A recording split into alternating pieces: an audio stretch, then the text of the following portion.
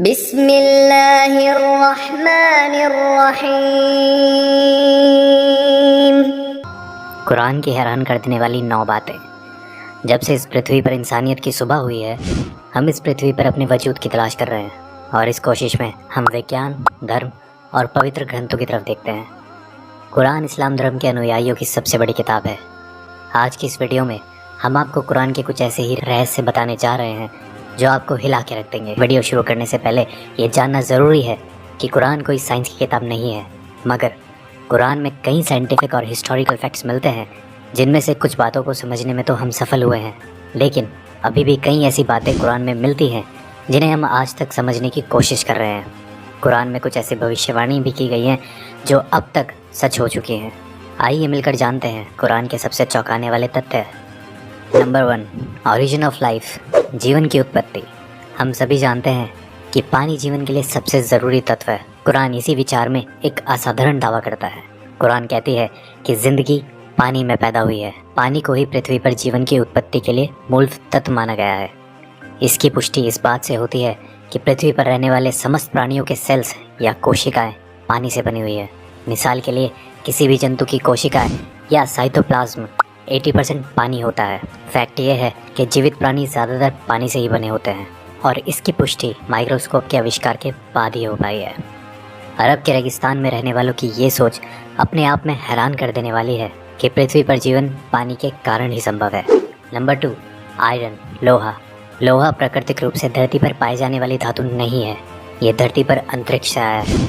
ये अपने आप में चौंकाने वाली बात है, मगर ये सच है। वैज्ञानिकों ने ये खोज लिया है कि अरबों साल पहले पृथ्वी की टक्कर उल्कापिंड से हुई थी। अद्भुत बात यह है कि ये उल्कापिंड लोहे से भरे हुए थे और पृथ्वी से टकराने के कारण ज़बरदस्त विस्फोट हुआ जिसमें ये फैल गए। कुरान का लोहे की उत्पत्ति पर 57-25 आयत में कहना है, हमने लोहे को नीचे धरती पर भेजा है समस्त मानव जाति के फ़ायदे के लिए। लोहा धरती का नहीं मगर दूसरी दुनिया से आया है। इस बात की पुष्टि 7वीं शताब्दी के वैज्ञानिकों द्वारा करना नामुमकिन सा लगता है। Number 3, skies protection. आसमान हमारी हिफाजत करता है। पृथ्वी को सूर्य की हानिकारक किरणों से बचाने में आसमान एक बहुत ही महत्वपूर्ण रोल अदा करता है।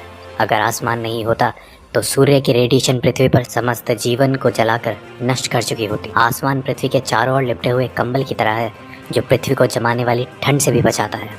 आकाश के ऊपर का तापमान लगभग -270 डिग्री सेल्सियस होता है। आकाश पृथ्वी पर ग्रीन हाउस इफेक्ट पैदा कर यहाँ के जीवन को सूर्य की रेडिएशन और अंतरिक्ष की जमा देने वाली ठंड दोनों से ही बचाता है।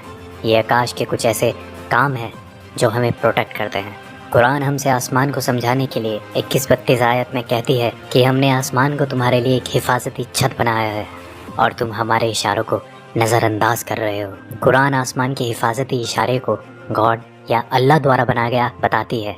आधुनिक विज्ञान द्वारा आकाश की पृथ्वी को प्रोटेक्ट करने की क्षमता 20वीं सदी में की गई रिसर्च से साबित होती है।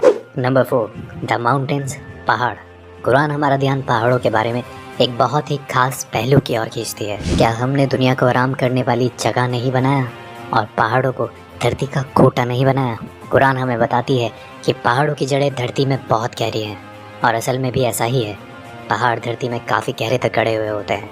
इसकी पुष्टि जियोफिजिस्ट फ्रैंक प्रेस द्वारा लिखी गई किताब अर्थ में उन्होंने लिखा है कि पहाड़ असल में खोटे की तरह होते हैं और धरती के काफ़ी नीचे तक दबे हुए होते हैं। माउंट एवरेस्ट, जिसकी ऊंचाई धरती की सतह से लगभग 9 किलोमीटर ऊपर है, उसकी धरती के नीचे की गहराई 125 किलोमीटर के करीब है और इसका पता लगाना 20वीं सदी की शुरुआत में प्लेट टेक्टोनिक्स टेक्निक के आविष्कार के बाद ही संभव हो पाया है। नंबर 5, एक्सपेंडिंग द यूनिवर्स, ब्रह्मांड का विस्तार। जब खगोलीय विज्ञान अपनी शुरुआती दौर में थे, कुरान में ब्रह्मांड के फैलने का बयान किया गया। कुरान में 51-47 आयत में कहा गया है कि ब्रह्मांड को हमने ही अपनी सृजनात्मक शक्तियों से बनाया है और इसको हम बढ़ाते रहेंगे। ये तथ्य कि ब्रह्मांड निरंतर बढ़ रहा है, ये रहस्य हम पिछली सदी में ही जान पाए हैं। जाने माने फिजिस्ट स्टीफन हॉकिंस अपनी किताब a brief history of time में लिख गए हैं कि ब्रह्मांड को बढ़ाने की खोज 20वीं सदी की सबसे बड़ी भौतिक क्रांतियों में से एक है। चौंकाने वाली बात यह है कि कुरान में इस बात का जिक्र टेलीस्कोप की खोज से पहले ही हो चुका था। नंबर 6, सन्स ऑर्बिट, सूरज की कक्षा।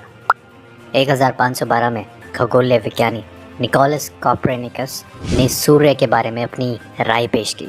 उनके मुताबिक सूर्यमंडल में सूर्य अपने कक्ष में स्थिर रहता है और बाकी के ग्रह उसके इर्द गिर्द चक्कर लगाते हैं। ये नज़रिया कि सूर्य स्थिर है 20वीं सदी तक तमाम खगोल वैज्ञानिकों में कायम था, लेकिन अब ये स्पष्ट रूप से एक वैज्ञानिक तथ्य है कि सूर्य स्थिर नहीं है, बल्कि वो हमारे मिल्की वे गैलेक्सी में मध्य में घूमता रहता है। कुरान में इस बात का जिक्र 21-33 आयत में आता है। वो जिसने रात दिन चांद सूरज बनाए वो अल्लाह ही है, और ये चांद सितारे सब अपने ही कक्ष में तैरते रहते हैं। 2 दशकों पहले तक कुरान को खगोल वैज्ञानिकों द्वारा गलत समझा जा रहा होता, लेकिन अब हम जानते हैं सूर्य से संबंधित कुरान का ये दावा आज का विज्ञान एकदम सच साबित करता है। नंबर 7, द ओशियन, समुद्र। कुरान 24-40 आयत में कल्पना का आधार बनाकर गहरी बातों को हम तक पहुंचाना चाहती है। इसमें लिखा है, गहरे समुद्र के अंधेरे जो लहरों से घिरे हुए हैं, लहरों के नीचे उसके ऊपर बादल हो और उसके ऊपर फिर अंधेरा हो, एक के ऊपर एक छाए हुए हो, इतने अंधेरे कि अपने हाथ भी आपको दिखाई ना दे, और जिसको अल्लाह रोशनी ना दे उसको कहीं भी रोशनी नहीं मिल सकती। आमतौर पर यह समझा जाता है कि लहरें समुद्र के ऊपरी सतह पर चलती हैं। हालांकि समुद्री वैज्ञानिक इस बात की पुष्टि कर चुके हैं कि लहरें केवल समुद्र के ऊपरी सतह पर ही नहीं बल्कि नीचे भी होती हैं। ये लहरें इंसानों को दिखाई नहीं देती, इनको सिर्फ कुछ खास यंत्रों के द्वारा ही पता लगाया जा सकता है। कुरान समुद्र की गहराइयों के अंधेरों के ऊपर चलने वाली लहरें और उसके ऊपर चलने वाली लहरें और उसके ऊपर बादलों के बारे में हमें बताती है। कुरान की ये बात सिर्फ इसलिए काबिल तारीफ नहीं है कि वो समुद्र की अंदरूनी लहरों के बारे में बात करती है, बल्कि इसलिए भी है कि ये समुद्र की गहराइयों के अंधेरों को भी बयां करती है। आज के टाइम में भी इंसान बिना ब्रीथिंग इक्विपमेंट यूज़ किए केवल 70 मीटर गहराइयों तक ही जा सकता है। वहाँ तक कुछ रोशनी ज़रूर होती है, मगर हम 1000 मीटर की बात करते हैं तो वहाँ घनघोर अंधेरा रहता है। कुछ 1400 साल पहले ये सब पता लगाना कैसे मुमकिन हुआ, ये अपने आप में रहस्य है। नंबर 8, लाइंग एंड मूवमेंट्स, झूठ और हमारी हरकतें। अबू जहील नाम का एक बहुत ही अत्याचारी निर्दयी शासक पैगंबर मोहम्मद के समय में हुआ था। अल्लाह ने कुरान में उसको चेतावनी देने के लिए 96, 15 और 16 की आयत में फरमाया है कि इस बात में कोई शक नहीं, अगर ये बाज ना आया तो हम उसके मत्थे को पकड़कर घसीटेंगे, ऐसा मत्था जो झूठा और पापी है। अल्लाह ने कुरान में उस शख्स को झूठा नहीं कहा, बल्कि उसके मत्थे को, जो कि दिमाग का अगला हिस्सा है, उसको झूठा और गुनहगार कहा है। ये आयत 2 वजह से बहुत खास है। पहली ये कि हमारे दिमाग के सामने वाला हिस्सा हमारी सोची समझी हरकतों का जिम्मेदार होता है। इसे फ्रंटल लोब के नाम से भी जाना जाता है। दूसरा ये फ्रंटल लोब ही दिमाग के झूठ बोलने वाले काम को कंट्रोल करता है। आज के दौर में की गई कई रिसर्चों में ये पाया गया है कि दिमाग के आगे वाला हिस्सा ही हमारी हरकतों और झूठ बोलने के लिए जिम्मेदार होता है। फ्रंटल लोब के ये फंक्शन 20वीं सदी में तमाम मेडिकल इक्विपमेंट्स आने के बाद ही हमें पता चले हैं, जबकि कुरान इस तरफ इशारे कब का कर चुका है। नंबर 9, पेन रिसेप्टर्स, दर्द को महसूस करने वाले टिश्यूज़। काफ़ी लंबे समय तक यही समझा जाता रहा है कि महसूस करना और दर्द का अंदाज़ा करने वाले टिश्यूज़ दिमाग में होते हैं। हालांकि ये बाद में खोजा गया कि दर्द को महसूस करने वाले टिश्यूज़ दिमाग में नहीं, हमारी खाल पर ही मौजूद होते हैं, और इनके बिना दर्द को महसूस नहीं किया जा सकता। इससे संबंधित कुरान की 456 आयत को गौर से देखें तो उसमें लिखा है, जिन लोगों ने हमारे खुलासों को झूठ समझा है, हम उन्हें आग में झुलसाएंगे। जब उनकी खाल जल जाएगी, हम उन्हें उसके बदले नई खाल देंगे, ताकि वो दर्द को निरंतर महसूस करते रहें। बेशक अल्लाह सर्वशक्तिमानी भी है और बुद्धिमान भी। कुरान ने इस बात को कई सौ साल पहले ही स्पष्ट कर दिया था कि दर्द को महसूस करने वाले टिश्यूज़ स्किन में ही होते हैं, ना कि दिमाग में। ये खोज हाल ही में जीव विज्ञान में किए जाने वाली कई खोजों में से एक है।